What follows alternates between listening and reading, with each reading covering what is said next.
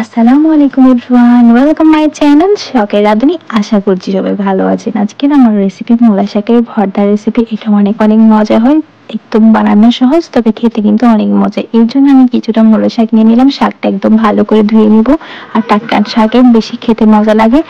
এবার আমি এগুলোকে খুব ভালো করে একদম ছোট ছোট করে কুচি কুচি করে কেটে একটা প্লেটে নিয়ে নিব। এরপর আমি একটা ফ্রাই প্যানে তেল দিয়ে রসুন, পেঁয়াজ, কাঁচামরিচ, শুকনো মরিচ দিয়ে একদম ভালো করে ভেজে নিব, একদম ব্রাউন কালার করে একদম ভাজা ভাজা করে নিব।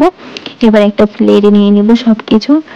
আমার পেজে যদি আপনি নতুন হয়ে থাকেন তাহলে অবশ্যই আমার চ্যানেলটি সাবস্ক্রাইব করে দিবেন, পাশে থাকা বেল আইকনে ক্লিক করে দিবেন। ফার্স্টে এবার আমি লবণ দিয়ে শাকটা ভালো করে মথে নিব, এমন ভাবে মথবেন যেন শাকের গায়ে থেকে পানিটা ছেড়ে দেয়। এরপরে রসুন, কাঁচামরিচ, পেঁয়াজ সবকিছু ভালো করে মথার পরে শাকের সাথে মাখিয়ে নিলে কিন্তু হয়ে যাবে। উপরে সরিষার তেল দিয়ে পরিবেশন করতে পারেন। খুব সিম্পল একটা রেসিপি, তবে খেতে কিন্তু অনেক মজা হয়।